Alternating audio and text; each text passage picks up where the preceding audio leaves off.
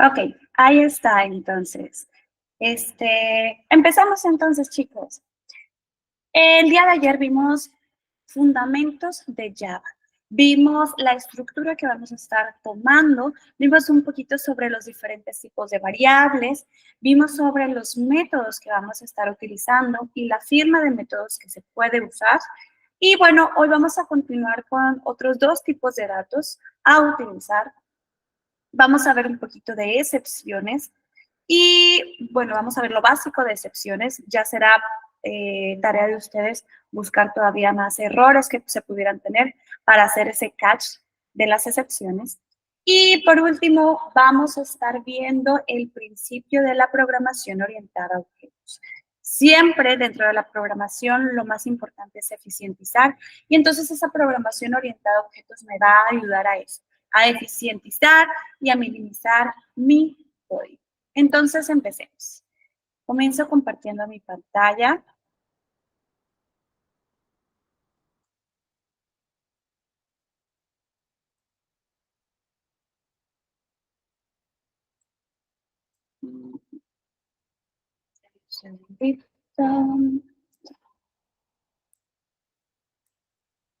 Esto de acá. Perfecto.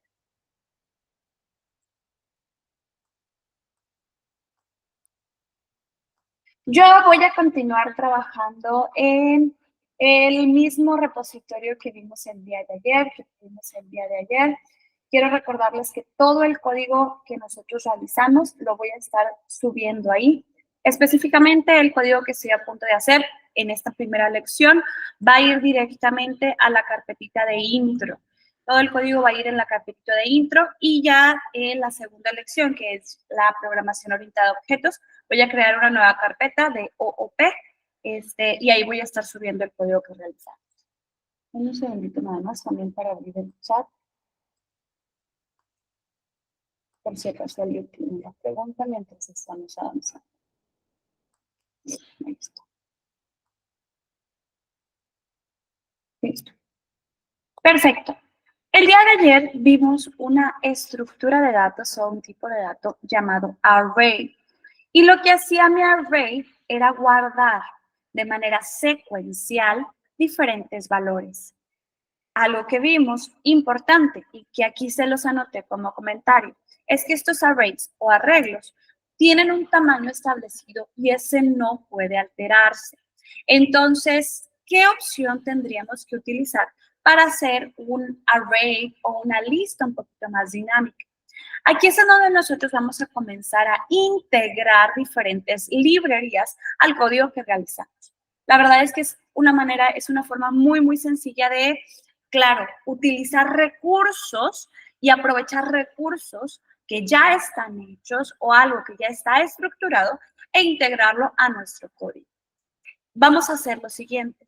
Nosotros vamos a estar utilizando algo llamado ArrayList. Y mi ArrayList es una lista un poco más dinámica que sí podemos alterar, que yo puedo agregar la cantidad de elementos que necesite, yo puedo quitar, yo puedo poner, yo puedo consultar. Y claro, este ArrayList, al ser un objeto, un tipo de dato objeto, también va a tener métodos que me van a ayudar y a eficientizar la manera en la que yo voy manipulando mi lista. Entonces les voy a pedir lo siguiente. Yo estoy utilizando intro.java, que fue el archivito que estábamos usando ayer, y voy, antes de que comience mi clase intro, voy a estar colocando lo siguiente. Voy a hacer una importación de java.util.arraylist. ¿Qué estoy haciendo yo con esta línea? Estoy diciendo que vamos a estar utilizando, estoy diciendo que vamos a estar utilizando e importando la librería de ArrayList que pertenece a la el objeto o la clase ArrayList que se encuentra en la librería util de Java. Esta librería útil de Java ya viene integrada, no es necesario instalar nada extra, simplemente con esta línea estoy indicando que dentro del archivo que estamos desarrollando vamos a estar utilizando e importando ArrayList. Y ahora entonces, ¿cuál sería la sintaxis para crear un nuevo ArrayList? Vamos a ver. Yo me voy a ir hasta abajo después de haber hecho los saludos. Y aquí entonces vamos a establecer lo siguiente. En mi array list yo debo de colocar eso. Voy a colocar la palabra array list, que de nuevo es un tipo de dato objeto, por lo tanto lo tengo con la A y la L mayúscula, array list. Después de eso, con diamantes, así le podemos llamar al símbolo de mayor que y menor que y mayor que. Bueno, a través de mis diamantes, yo voy a estar colocando el nombre o el tipo de dato que se va a guardar en mi listado. Estoy guardando integers. Voy a guardar integers. Ahora voy a poner aquí lista números. Este representa el nombre de mi variable, el nombre de la variable lista que estoy generando. Y luego coloco new array list. Y de nuevo en diamantes, integer. Esa sería entonces la declaración e inicialización de mi variable de tipo lista. ¿De acuerdo? Ahora, ¿qué vamos a hacer para agregar nuevos elementos a nuestro listado? Simplemente hago referencia a la variable y aquí vamos a estar utilizando varias funciones, varios métodos. Igual se los voy a colocar por aquí, lo que hemos dicho. Array list es una lista dinámica. Y los métodos que vamos a utilizar en este caso van a ser add, vamos a utilizar get, remove, contains, index of y size. Estos son algunos de los métodos que más van a estar utilizando a la hora de estar manipulando ArrayList. Sin embargo, existen muchísimos métodos más que pueden ayudar a esa manipulación, a esa obtención de información. Yo entonces en este momento voy a agregar un nuevo elemento a mi ArrayList. Entonces coloco el nombre de la variable, tiene mi lista, y de ahí colocamos o llamamos al método add. Add. Y vamos a colocar, por ejemplo, un 10. Vamos a agregar varios elementos. Por aquí a veces tenemos una visitante. Vamos a agregar el 30. Vamos a agregar el 20. Y agrego una vez más un 30. Ahí entonces agregué esos 4 elementos a mi lista de números. Ahora entonces, a través de mi método add, vamos a estar agregando. Pero entonces, ¿cómo pudiéramos nosotros obtener de una posición o un índice en específico el contenido, el valor que tengo ahí? Estaremos en esta ocasión utilizando el método get. Eso significa que si yo quisiera imprimir, por ejemplo, este numerito 30 de aquí que se encuentra en la posición 1, recordando que dentro de la programación nosotros comenzamos con el índice o posición 0. A partir de ahora nosotros contamos desde el 0 hasta n. Entonces, esta sería mi posición 0, esta sería mi posición 1, 2 y 3. Si yo quisiera imprimir lo que tengo en la posición 1, haríamos lo siguiente. Voy a hacer un system.out.println de mi lista de números, obteniendo la posición 1. Ahí está. Perfecto. Vamos entonces por acá a hacer los 2 pasitos. ¿Me los pueden recordar por el chat, chicos? Si yo quiero ejecutar el código, ¿cuáles son los 2 comandos que vamos a estar colocando en nuestra terminal? Es javac. Perfecto, javac, seguido del nombre de mi archivo con todo y extensión. Y el segundo comando, Java. Perfecto, buenísimo, chicos. Y este Java es sin la extensión. Simplemente Java. Ahí entonces ya me da de mi lista de números. Aquel en la posición 1 sería el 30. Vamos a explorar un poquito también el resto de las funciones que tenemos por aquí. Por ejemplo, size. Aquí dentro, nosotros sabemos que Algo que nosotros utilizábamos para obtener el tamaño total de un arreglo era un punto length. Sin embargo, aquí cambia un poquito. Cuando nosotros estamos utilizando ArrayList, no tenemos punto length, sino que tenemos un método size. Entonces vamos a colocarlo por acá. System.out.println, mi lista de números, .size. Y de nuevo, al ser un método, nosotros necesitamos llamarlo o invocarlo. Todos los métodos que nosotros estemos invocando, al final, tienen los paréntesis. Ya sea que nosotros estemos enviando un parámetro a nuestro método, como lo estamos haciendo con este de get, o bien es un método que no recibe ningún parámetro, entonces solamente colocamos los paréntesis. Cuando invoco un método, siempre estoy colocando al final los paréntesis. Estoy diciendo de mi lista de números, regrésame el tamaño. De nuevo, en nuestra terminal, compilamos, ejecutamos, y ahí está, me está diciendo que tenemos un tamaño de 4. Vámonos con contains. Aquí contains me va a regresar verdadero o falso, dependiendo de si existe o no el valor que yo estoy enviando como parámetro. Es decir, vamos a ver, si mi lista de números, llamamos al método contains, vamos a ver si contiene 33. Entonces, contains es mi método y como parámetros enviamos el valor que estaríamos buscando. Me regresa solamente verdadero o falso. Vamos a ver, estoy buscando el 33, hago mi compilación, hago mi ejecución y me dice falso. ¿Por qué? Porque no existe en la lista que yo tengo el 33.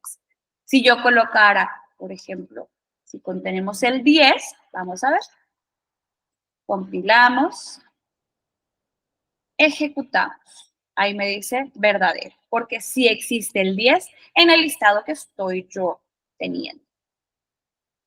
Ahora, aquí va una pregunta true. A través del método indexOf, nosotros vamos a obtener el índice en el que se encuentra un valor en específico. Por ejemplo, si yo colocara algo como esto, de mi lista de números, obténme el índice o posición del valor de 10, pues aquí me tendría que regresar 0. ¿Por qué 0? Porque el 10 se encuentra en la posición 0, en el índice 0. Pero mi pregunta es la siguiente. Si yo coloco indexOf 30, yo sé que en el listado que tenemos por aquí hay 2 30, uno en la posición 1 y otro en la posición 3. ¿Qué creen que me va a regresar aquí? Pónganme por el chat. ¿Qué creen que regresaría, chicos?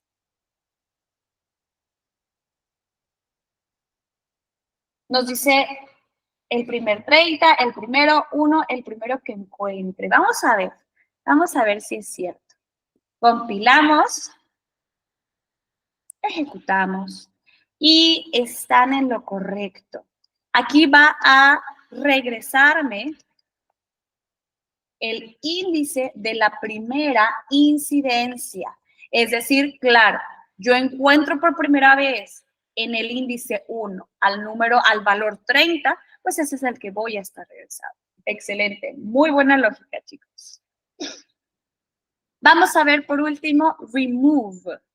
Remove, entonces, vamos a ver.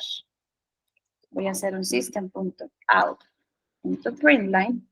Y remove me hace 2 cosas. Lista números, perdón. Remove lo que hace es que, como parámetro, recibe el índice que yo quisiera borrar. Por ejemplo, yo quisiera borrar este de aquí, el índice 1. Si yo le coloco aquí remove 1, a lo que va a suceder es, me va a eliminar ese elemento, pero también me lo va a regresar. ¿Para qué me lo regresa? Por si acaso yo necesitara manipular todavía ese valor, yo necesitara guardar en otra parte ese valor. Este método .remove lo que hace es elimina ese índice por completo de mi array list, de mi lista, y además me regresa esa información. Yo ahí hago un system.out.println, remove 1, compilamos, ejecutamos y claro, me devuelve el 30. Y ahora entonces, cuando yo haga un get del índice 1, ya este 30 no va a existir, sino que ahora yo tendría el 10 en posición 0, 20 en índice 1 y el 30 en índice 2. Vamos a ver.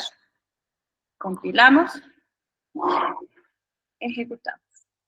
El 20 sería el que corresponde ahora al índice 1.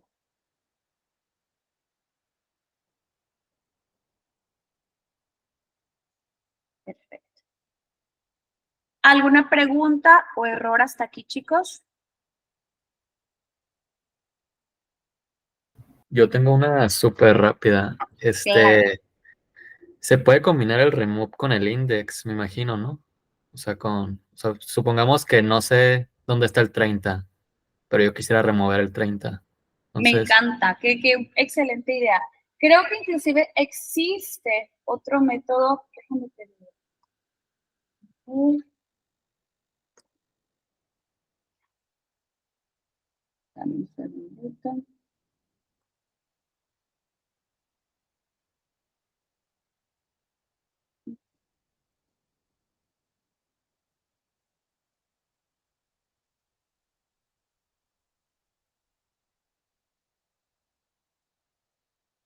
Tendríamos que hacer lo siguiente. A ver, permítame.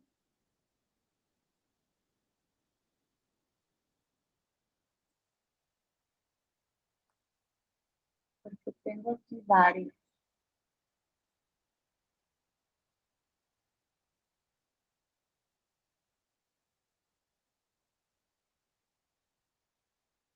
Podemos utilizar el mismo remove para esto.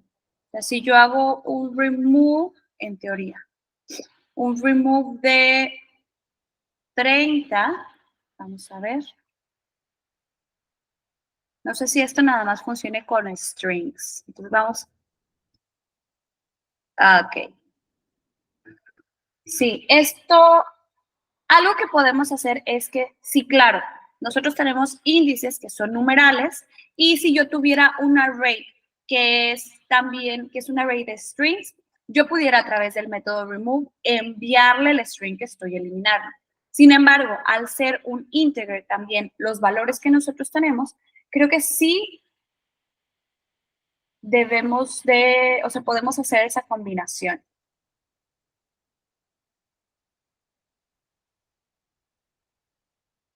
También está, vamos a ver.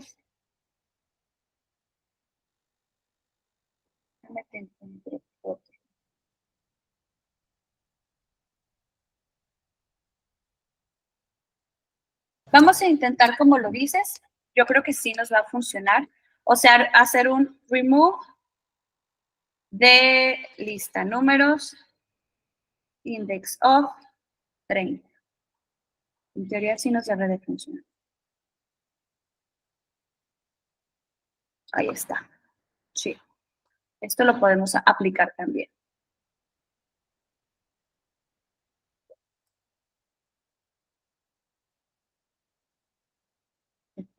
¿Alguna otra duda o error que les aparezca, chicos?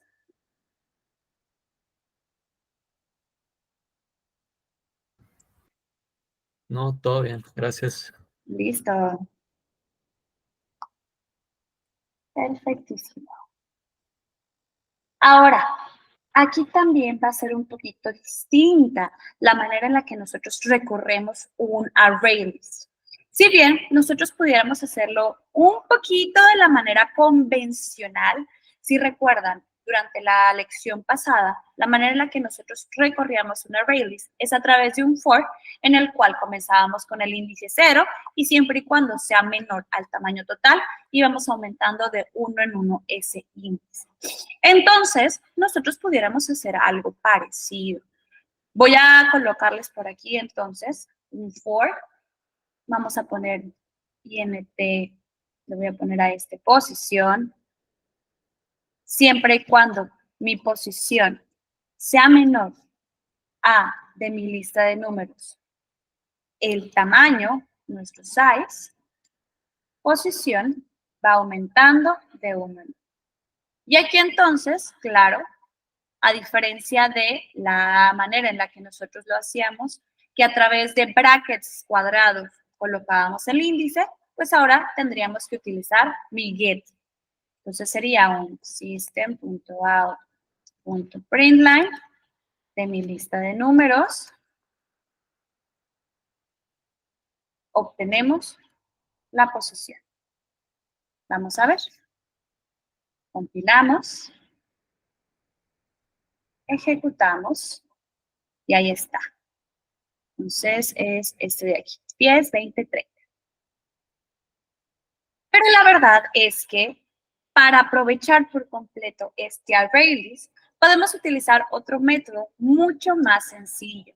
Y ese es simplemente, al ser ya una lista, es un tipo de dato objeto, yo puedo iterar de una manera todavía más sencilla. Vamos a ver.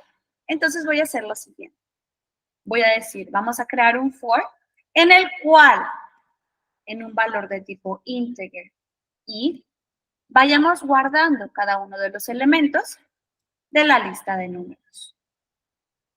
Aquí, la verdad es que como solamente, y de hecho en general, cuando sabes que tu instrucción solamente va a tener una línea de código, no es necesario colocarle las llaves, simplemente la siguiente línea de código ya se considera que es lo que se va a estar ejecutando ante tu bucle, por ejemplo. Entonces aquí no es necesario colocar las llaves, pudieran, o sea, son opcionales pues. Y simplemente aquí voy a hacer la impresión de I. ¿Qué es lo que está sucediendo entonces? Yo, al estar iterando, ir por cada uno de los elementos de lista de números, voy por él y lo guardo en una variable I, que al ingresar a mi for, se imprime. Entonces, esto que estamos haciendo aquí dará el mismo resultado que lo que tenemos acá, y la verdad está un poquito más resumido. Entonces, compilamos, ejecutamos. Ahí está. Entonces me imprime la primera vez 10, 20, 30 y me imprime esta segunda vez el 10, 20, 30. Y esto solo funciona con objetos. Esto solo nos va a funcionar con objetos, correcto. Así es. En un momentito más, bueno, vamos a utilizar otro método que también lo pueden usar aquí, que es un for each. Y este for each lo vamos a utilizar un poquito, pero para los hash maps, que lo vamos a ver enseguida. Exacto.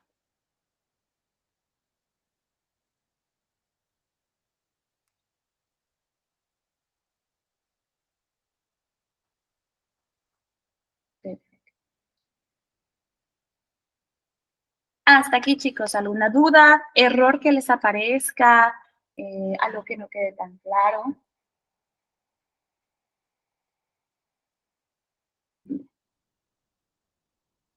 Okidoki. Vamos a estar utilizando entonces también esta segunda estructura de datos. A esta nosotros la llamamos hash map. Y claro, ustedes en este momento están viendo Python también por las mañanas. Entonces, un tipo de dato hash map puede parecerse mucho a un diccionario dentro de Python. Un diccionario o un hash map, como lo conocemos en Java, es una estructura de datos en la cual tenemos claves o llaves. La verdad nunca sé decir si es más correcto claves o llaves. Bueno, es que tenemos claves y valores. Estas claves, claro, puede en un principio parecerse mucho a un ArrayList, porque también nosotros vamos a estar asignando ante una posición un valor. Sin embargo, tenemos la ventaja de que en un hashmap esa clave o esa posición pudiera ser otro string. ¿A qué me refiero con eso? Imagínense lo siguiente. Yo quisiera, voy a poner por acá, bueno, antes de todo, tenemos que hacer la importación de hashmap y para eso, en la parte superior de todo nuestro código, voy a colocar import seguido de java.util.hashmap.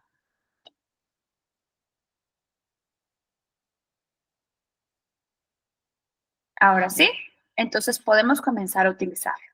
De nuevo, es una clase o un objeto que nosotros estamos importando en nuestro desarrollo. Ahora entonces voy a crear un hash map que tenga como llave o clave un string, como key un string y como valor un string también. A este hash map yo le voy a poner estudiante y ese lo voy a igualar a un nuevo hash map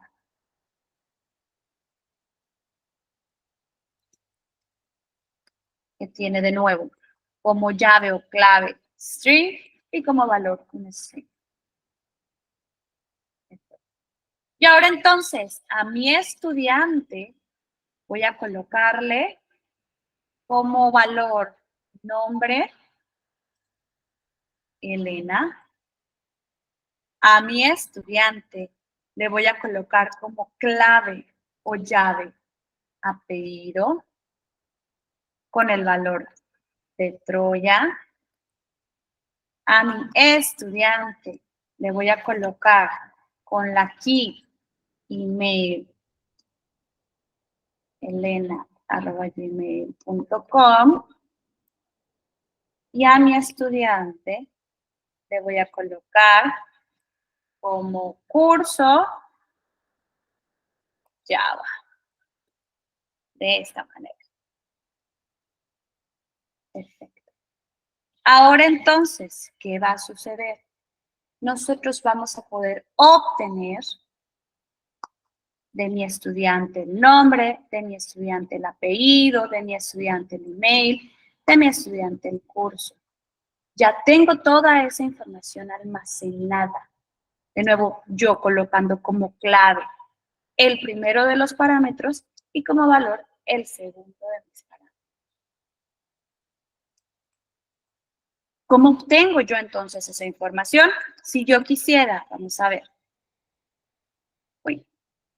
Si yo quisiera obtener de mi estudiante su apellido, yo colocaría estudiante.get y aquí entonces estaría enviando como parámetro la clave que yo quiero. ¿Qué me va a regresar eso a cambio? El valor que tengo para esa clave en específico. Vamos a ver. Por acá compilamos. Ejecutamos y ahí entonces ya podemos ver el. Vamos a intentarlo otra vez. Vamos de mi estudiante a obtener el curso. Compilamos. Ejecutamos y ahí me dice Java.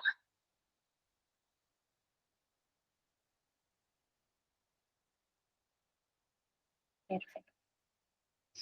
Ahora, algo que también podemos realizar con nuestros hash maps es, yo puedo recorrerlos.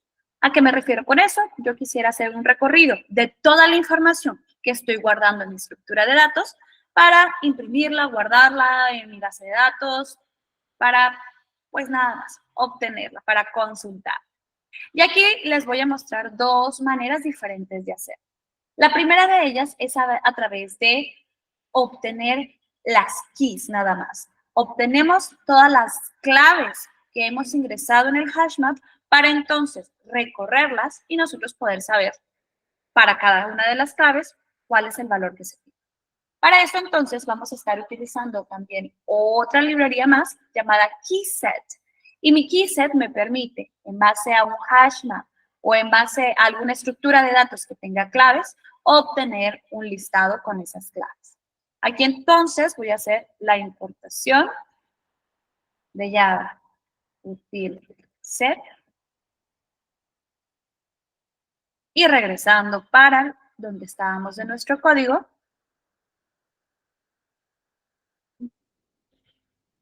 acá estamos, vamos a hacer lo siguiente, ahí va. Yo quisiera guardar entonces,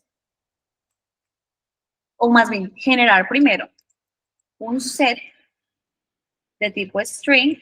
¿Por qué de tipo string? Porque sabemos que la clave, que las keys que nosotros tenemos del hashmap son de tipo string. Estoy generando entonces un set de strings Y le voy a llamar a este set, vamos a ponerle claves. Y eso lo voy a igualar entonces de mi estudiante, el keyset. ¿Qué estoy haciendo aquí? Estoy obteniendo un set de las claves de mi HashMap. Y ahora vamos a utilizar un método parecido al que usamos hace un momento con nuestro ArrayList. Si recuerdan entonces, aquí específicamente este ArrayList es una estructura de datos iterable, lo que significa que yo puedo ir recorriendo y recorriéndola y son secuenciales. Aquí también el set que estoy realizando, el set que estoy generando, es un tipo de dato iterable y secuencial. Y entonces puedo utilizar el mismo método. Voy a decir, por cada, vamos a poner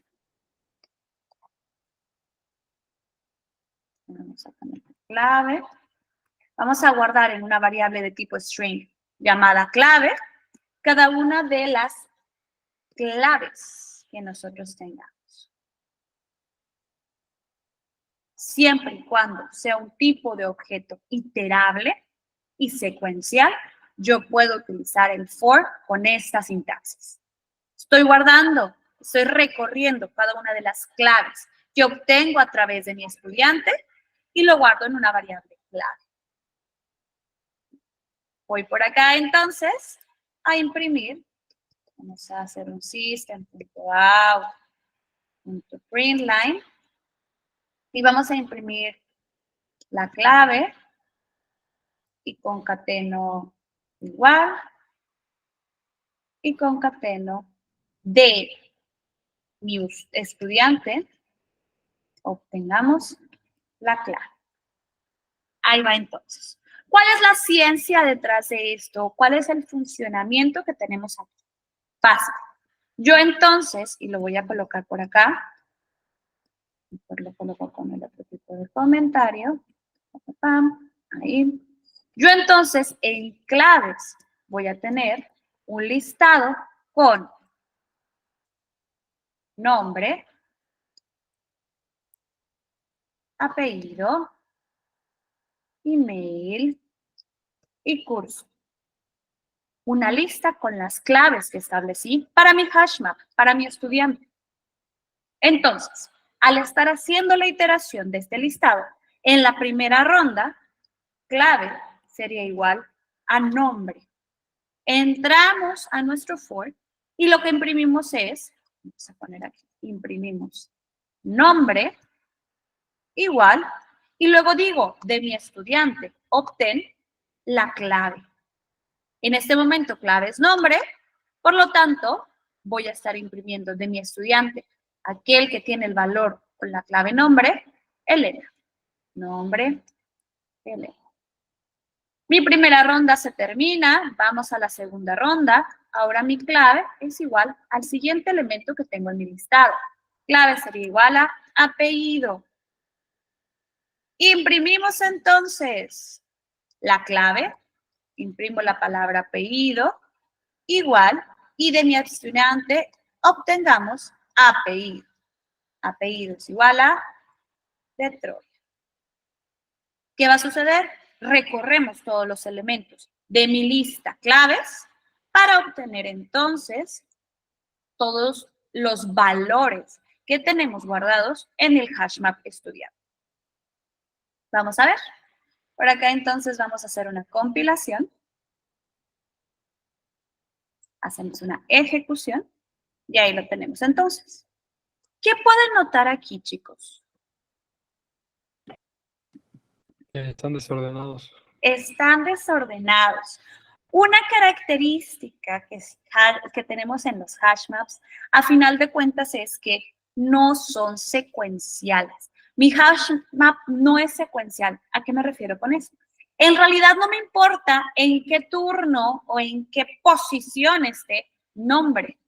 Porque a final de cuentas, si yo voy a buscar el valor que tengo, pues voy a hacer referencia a la clave nombre. Entonces, a final de cuentas, no importa mucho si me aparece apellido primero, si me aparece email primero, si me aparece el curso primero, mi hashmap no es secuencial, porque yo estoy orientándome o enfocándome más bien a obtener la información en base a la clave que se tiene de este. Por eso, en la parte de abajo, cuando ya tenemos la impresión de cada uno de los detalles, pues no me lo está dando en orden, no me lo está dando en el orden que nosotros establecimos en el texto. Esto viene siendo un poquito irrelevante. Ahora les comenté que íbamos a ver una segunda manera. También es una manera, de alguna manera, sencilla. Yo considero que ambas son sencillas. La única diferencia es que pues en esta estoy haciendo la importación de sets para poder colocar en ese set todas las claves que se tienen del cache. Aquí en esta segunda es a través de for each, una función, un método llamado for each. Y la manera en la que lo vamos a estar utilizando es la siguiente. Voy a colocar la variable en la que se encuentra mi hashmap.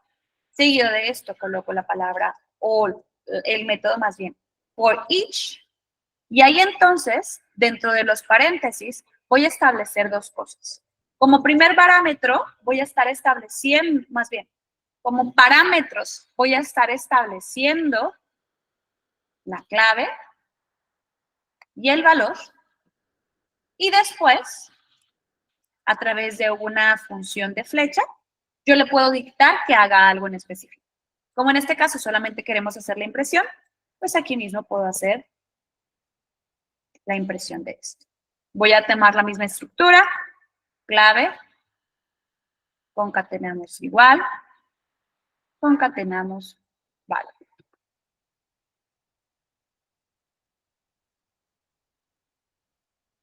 Y entonces, al hacer la compilación,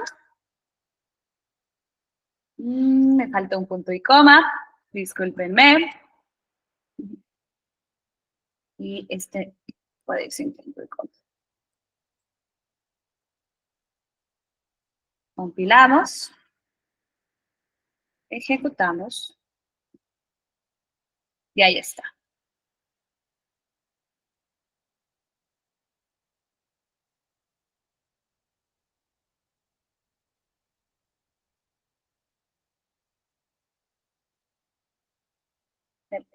Estas son dos maneras diferentes de hacerlo. Pudiéramos hacerlo a través de un while, pudiéramos hacerlo a través de un punto next, pudiéramos hacerlo de diferentes formas.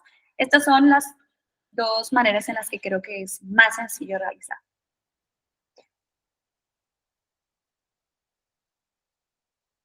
For each. El for each me parece rapidísimo, porque inclusive, claro, yo se los puse en varias líneas para que tuviéramos bien claro la estructura que está siguiendo, que yo estoy recibiendo como parámetros la clave y el valor, y luego la acción a realizar, pero en realidad pudiera estar en una sola línea todo.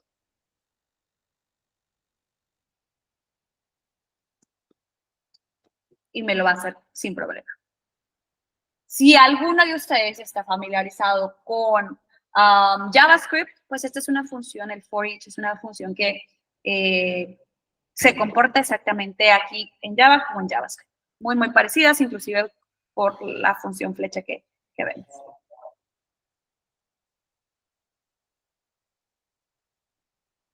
Perfecto. ¿Alguna pregunta, chicos?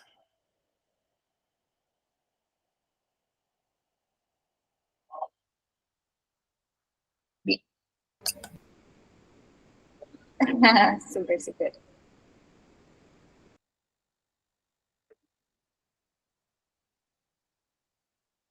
Por acá nos dice Juan, en for each es un bucle que no se puede romper con un break en JavaScript. Igual aquí, sí, igual aquí también. Aquí tampoco podemos hacer ese rompimiento. Así es. Súper. Buenísimo. Bien, chicos. Nos queda un tema extra para esta primera lección. Y es en cuanto a excepciones. Excepciones y cómo no sé cómo traducirlo, pero cómo cacharlas, cómo obtenerlas. Entonces, nosotros sabemos que a lo largo de los desarrollos que vayamos a estar realizando, nos vamos a encontrar con varios errores, con múltiples, con muchísimos errores. Y entonces Java obtuvo esta manera o tiene la implementación de esta forma, en la cual nosotros pudiéramos evitar de alguna manera la cantidad de errores que se presentan en nuestro código.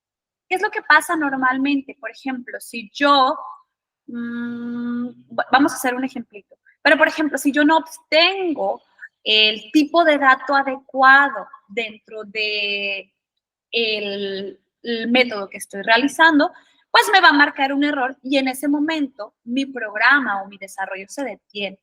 Entonces, para esto, existe como solución el cachar esa excepción, el cachar el error.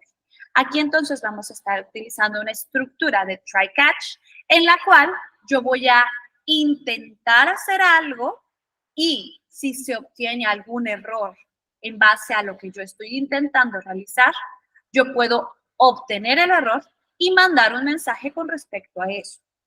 Un try-catch me va a ayudar entonces a asumir o a dar una acción ante los posibles errores que nosotros pudiéramos tener. ¿De acuerdo? Vamos a hacer un ejemplo bastante sencillo ahora. De nuevo, yo les recomiendo, la tarea conmigo siempre va a ser el investigar un poquito más. Yo en este momento les estoy dando las herramientas básicas y ya será tarea de ustedes investigar un poquito más. Algo que, como ahorita les comenté, por ejemplo, estos son algunos de los métodos que tenemos para los ArrayList. En este momento, bueno, estos son también algunos de los métodos que tenemos para los hash maps. Pues en este momento vamos a hacer un ejemplo sencillo de cómo hacer o cómo implementar un try-catch, el manejo de excepciones. Sin embargo, el error que nosotros vamos a ver es uno chiquitito. Ustedes tendrán la tarea de investigar más allá de esos errores para saber cuáles pueden aplicar ante el código que ustedes están desarrollando. ¿De acuerdo? Entonces, dicho esto, vamos a generar entonces un nuevo archivo. Voy a crear una clase que se va a llamar número al cuadrado. Y este número al cuadrado quiero que a través de mi teclado se pueda obtener información. Para eso nosotros vamos a estar utilizando una clase llamada Scanner que me permite obtener información desde la terminal o desde mi teclado para que el usuario pueda ingresar información y nosotros podamos almacenarla en una variable y hacer algo con ella. Entonces, el código que vamos a estar realizando va a obtener un número entero y me va a imprimir cuál es el cuadrado de ese número entero. ¿De acuerdo? Entonces, les voy a pedir que en este momento creemos un nuevo archivito. Vamos a llamarle número al cuadrado.java. Número al cuadrado.java. Comienzo con mi clase pública. Número al cuadrado. ¿Cómo es el archivo que yo quiero ejecutar? Voy a colocarle mi método principal.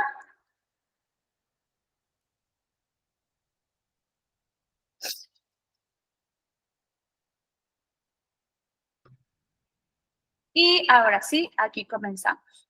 De nuevo, quizás no lo vimos la clase pasada, pero lo vemos en este momento. Nosotros tenemos algo llamado Scanner, que me permite obtener información desde la terminal o el teclado del usuario. Voy a generar entonces un objeto de Scanner. Vamos a poner scan, que es igual a new scanner, system.in.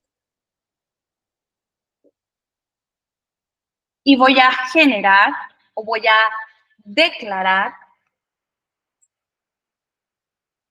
una variable número.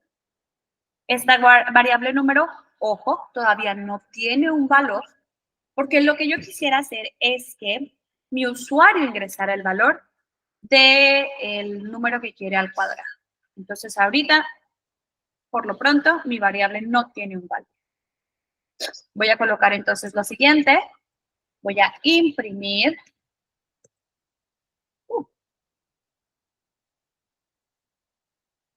Ingresa un número. Y entonces, en mi variable número, voy a estar guardando de mi escáner el INT. Voy a crear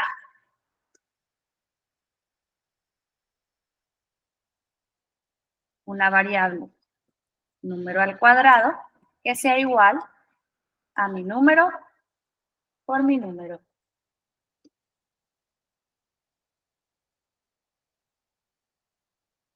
Y al final simplemente voy a imprimir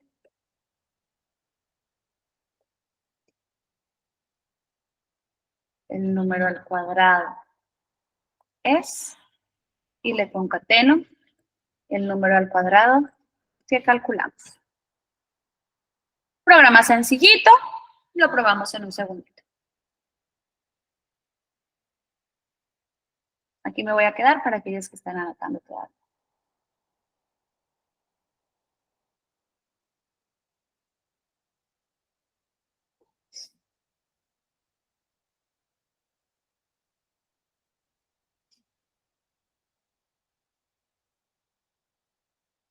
Bien. Vamos a intentarlo entonces. Yo por acá voy a compilar número al cuadrado .java. Un segundito. Ah, qué torpecilla, chicos. Me faltó un detallito que no les pase como a mí. A mí siempre me pasa que al principio como que se me olvida hacer las importaciones. Aquí voy a estar importando Scanner.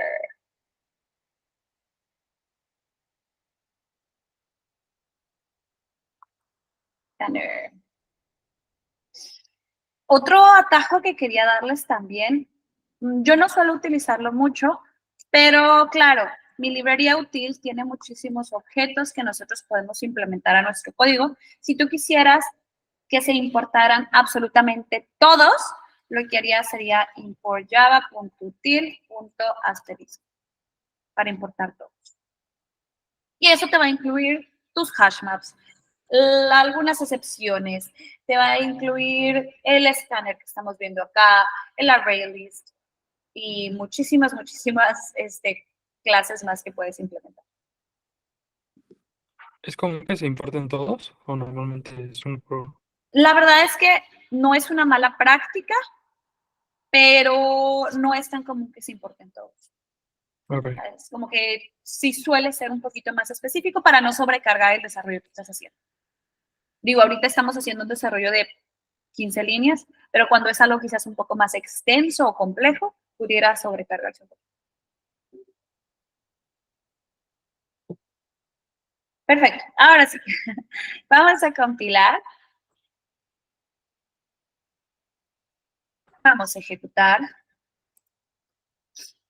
Y claro, ustedes van a poder ver en su terminal que les pide que ingresemos un número. Yo voy a ingresar el 2, seguido de Enter, y me dice el número al cuadrado es 4. Ahí, hasta ahí, todo bien. Yo vuelvo a hacer la ejecución, me pide un número, yo pongo el 10, me va a dar que el número al cuadrado es 100. Pero la verdad es que nosotros sabemos, nos engañaríamos si nosotros pensáramos que siempre el usuario va a hacer lo correcto. Es decir, si aquí me están diciendo ingreso un número, es más, pudiera ser más específica y decir un número entero, yo sé que mi usuario rara vez me va a hacer caso al 100%. Entonces, ¿qué va a suceder? Si yo hago la ejecución y mi usuario ingresa algo diferente a un número, por ejemplo, hola, pues la verdad es que me va a dar un error. Me va a decir, ¿sabes qué? Tenemos una excepción. Algo no está bien. Específicamente, hay un input mismatch exception, lo que significa que está mismatch, que no se machea, que no se, o sea, que no es el mismo. ¿Cómo explicar el mismatch? Simplemente que el dato que yo estoy intentando recibir no concuerda con lo que el usuario está ingresando. Hay un mismatch. No son iguales. No es el mismo tipo de dato del que yo estoy esperando. Y aquí explícitamente me está diciendo input mismatch exception. Y entonces, ¿qué puedo hacer yo para evitar este error? Lo primero sería establecer mi try catch. Yo estoy intentando hacer esto.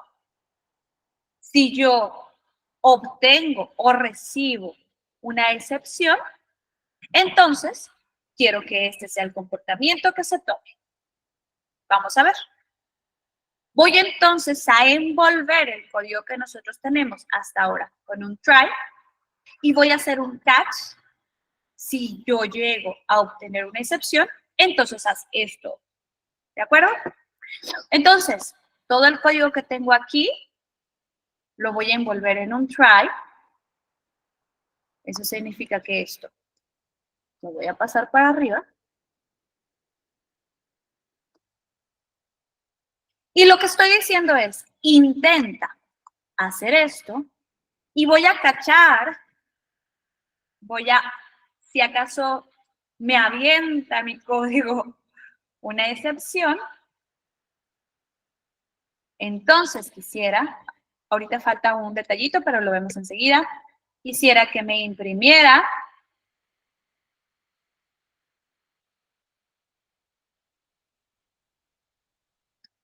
ingrese información válida. O mejor, debe ingresar un número de manera obligatoria. Ahí está. Debe de ingresar un número de manera obligatoria.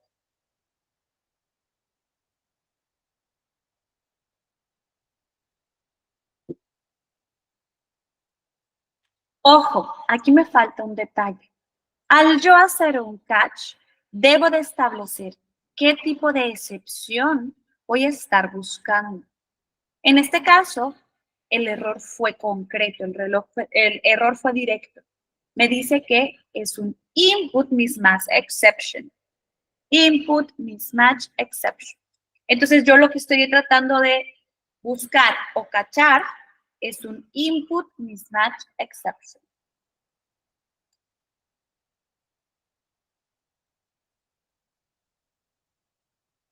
Importante también, vamos a hacer la importación de Java util input mismatch exception para poder cacharla de manera correcta.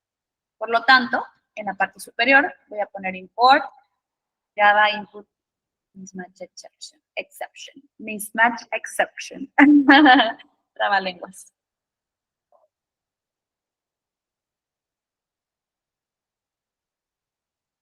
Por acá nos dice Juan Manuel, coincide con el tipo esperado. Dale, me gusta más. ¿O te refieres al texto?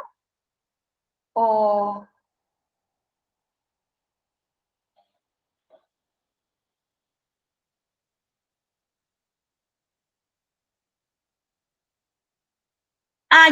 Ya. Claro, o sea, cuando no coincide, tienes razón, o sea, que no sabía expresarlo. Pero claro, cuando no está coincidiendo con el tipo de dato que nosotros estamos esperando. Exacto. Gracias, Juan. Claro. Perfecto. Vamos a intentarlo entonces una vez más. Voy a hacer mi compilación, porque claro, cambiamos algo de nuestro código, entonces es necesario compilar. Si lo ejecutamos, me va a hacer la ejecución del código en el último punto de guardado que teníamos. Entonces voy a compilar y voy a ejecutar. Ingreso un número, voy a ingresar hola, y me dice, debe de ingresar un número de manera obligatoria. ¿Pero qué creen? O sea, está bien, el comportamiento que estoy teniendo es bueno, porque ya me hace, o sea, ya me detiene por completo o no me marca un error, lo cual es más amigable para mi usuario. Pero les voy a poner un reto. A ver si ustedes me pueden ayudar. Yo no quiero, o sea, yo quiero que me siga pidiendo ingresar un número hasta que ya me dé un número. Es decir, si yo ingreso hola, me debe de decir, o quisiera que me dijera, debe de ingresar un número de manera obligatoria y que me pida otra vez el número, que me diga otra vez, ingresa un número. En base a las lecciones que vimos el día de ayer, ¿qué pudiéramos utilizar? ¿Qué creen que podemos implementar aquí? Uruguay. Igual, ¿no? Perfecto. Por aquí algunos nos dicen while, otros nos dicen do while. Creo que lo más conveniente en este caso sería el do while. ¿Por qué? O bueno, cualquiera de las dos, la verdad, dependiendo de nuestra banderita. Pero, claro, yo quiero que siempre la primera vez haga esto y siempre y cuando siga entrando aquí, voy y repito y repito y repito el proceso una y otra vez. Entonces, sí, vamos a estar implementando un do while. Yo quiero que esto completito se ejecute siempre y cuando yo tenga una bandera que me diga que continúe.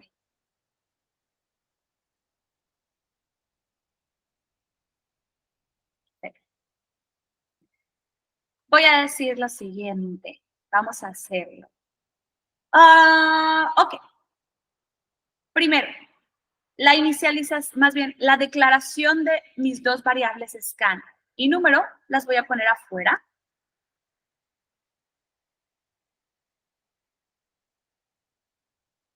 Por acá. Y quiero decir, ok. Vamos a hacer esto completito. Completo.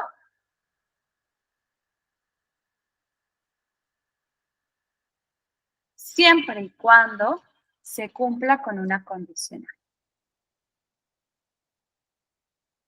Yo voy a tener una banderita que me va a decir si quisiera que se continuara o que se detenga en algún momento. Vamos a ver.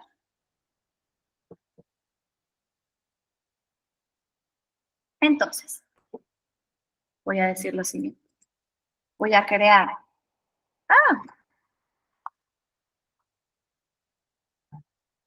Denme un segundo. Ahí está.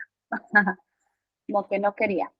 Voy a crear una variable de tipo boolean, recordando que los booleans guardamos solamente verdadero o falso.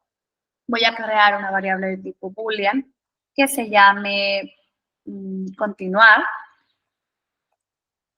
Y voy a decir, si esto se ejecuta de manera correcta, entonces quisiera que continuar sea igual a falso. Quiero que ahí se detenga mi desarrollo. Ahí se detenga mi programa. Pero si no, si entra en la excepción, quiero que continuar sea igual a true. Va a seguir continuando y continuando y continuando. ¿Hasta cuándo? Hasta que ya ingrese la información correcta. Cuando ya ingrese la información correcta, ahí lo detengo. Y ya nada más me faltaría por acá, como que esté en una nueva línea. Entonces simplemente voy a poner que mi scan, next, como que me salte una línea.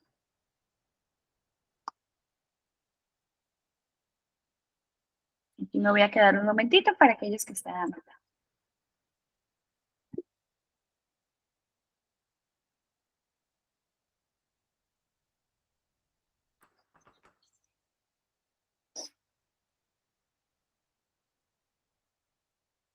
Vamos a intentarlo entonces. En mi terminal voy a compilar. Denme un segundito que me apareció un error. Claro. En mi while nunca le puse la condicional. Recuerden, siempre y cuando continuar sea verdadero, Entonces, yo voy a repetir y repetir y repetir. Se detiene cuando continuar es falso, que es cuando ya sabemos que toda la información fue ingresada de manera correcta. Me faltó ese pequeño detallito. Vamos a compilar y ejecutar. Me dice ingrese un número, voy a ingresar hola. Me dice debe de ingresar un número de manera obligatoria y me vuelve a decir ingrese un número, le voy a poner cómo estás. Debe de ingresar un número de manera obligatoria, voy a ingresar un número, vamos a poner en 5. Y ahora sí, ya me da la respuesta correcta. El número al cuadrado es 25. Excelente. Y ahí se detiene mi programa.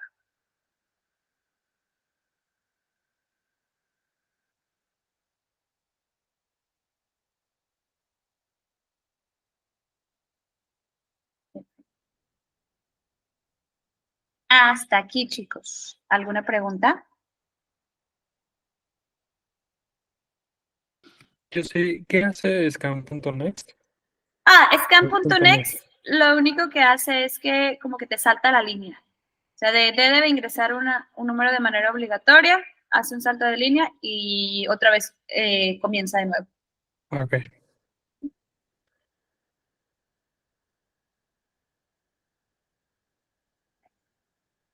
¿Alguna otra duda, chicos? O error que les aparezca. Recuerden que aquí todos vinimos a aprender, entonces es normal que a veces tengamos algunos errorcitos. Si a ti te pasa, significa que a otro compañero también le pudiera estar pasando. Entonces, me encanta cuando comparten su pantalla para que visualicemos el error. ¿Cómo va?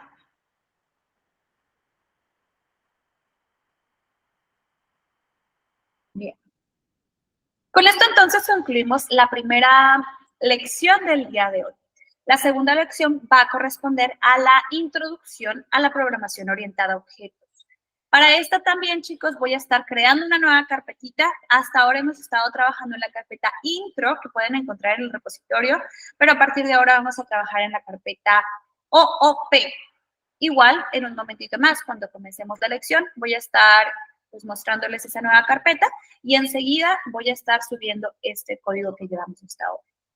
Si les parece bien, tomémonos 15 minutitos de descanso y después de esos 15 minutos regresamos para continuar con la lección. ¿Qué tal, chicos? ¿Les parece? Sí, perfecto. Bien. Voy entonces a detener mi grabación